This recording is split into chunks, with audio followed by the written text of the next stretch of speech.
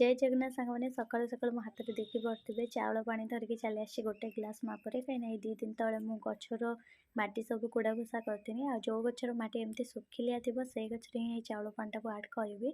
तो यहाँ कौन आम गच लाभदायक होता है मुझे जनइबी। बहुत जन कौन करती तो चाउल दुआ पानी को फिंगी दिखती तो गोलाप गचर खास करके आप चाउल पानी की न फिंगी दिंतु बहुत ही बढ़िया पुष्टिकर खाद्य भाया मिलता है। चाउल पानी प्राकृतिक सार परिका प्रकृत में काम करें गच को पुष्टिकर खाद्य दिए से पुणी मागणार।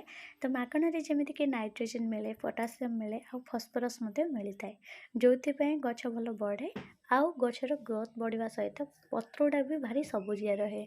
प्रथमे मोर गोलाप गचर चाउल पानी दबा पूर्व मु प्रथमे माटी को चेक कली जमी कौ गचर मटीटा ओदा न होइकी सुखिला अच्छी कहीं ओदा थी मटी आपको देवेनि स्किप रखेबे। मटीटा जिते सुखिला चाउल धुआ पानीटा से बढ़िया कम कर मिसई अध चामच मापर हलदी गुंड जोटा कि आंटी बैक्टेरिया बा आंटी फंगल ठार आम गच को प्रोटेक्ट करमी आम गच को सुस्थ रखिए साहाय्य कर।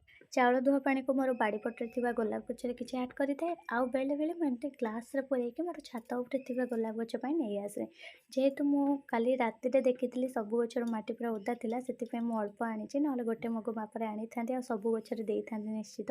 गोलाप गचर दबा द्वारा कौन हुए ना गचर मूल को शक्तिशाली बनई थाए आ पत्र को मध्य सबुज रखे।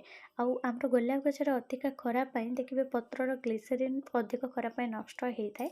तो यही चाउल धुआ पानी को जदि आप प्रति 3 दिन को थरे लेखाएं देवे माने चाउल धुआ पानी को जदि रिपीट करेंगे ताले रिपीट करने द्वारा पत्रर ग्लिसरीन बढ़े थाए आउ माने एक्स्ट्रा आमको पत्रर ग्लिसरीन एलोवेरा दबाक पड़ोनी कि किसी भी एक्स्ट्रा मेडिसिन आमको भी दबाक पड़ोनी। तो पत्र सब बेले सबुज सुंदर ग्लेज भी करमती पूरा ऑयली भाग तो से मुझे चाउल धुआ पानी को न फिंगिकी एमती ही आड करें। बहुत जन कौन करती गच को हूँ जमी पत्र ग्लिसरीन भाग रखापी किसी लिक्विड दिखती जोटा कि आम रेडीमेड मिलूवा लिक्विड बजार भी रेडीमेड मिलूँ पत्र को ग्लेज करने ग्लिसरीन बढ़ाई किंतु चाउल धुआ पानी दबा द्वारा ना आपंकर से कमटा भी बहुत सहज हो किणवा ही पड़ोनी।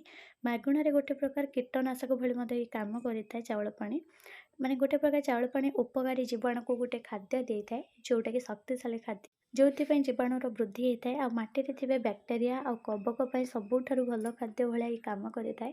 तो मुझे कहि आपण मैंने भी मत गोलाप गचर रिपीट करूँ एमती 8 ରୁ 10 बार आ तार डिफरेंट कौन आप निश्चित भाव में देखा पाइबे।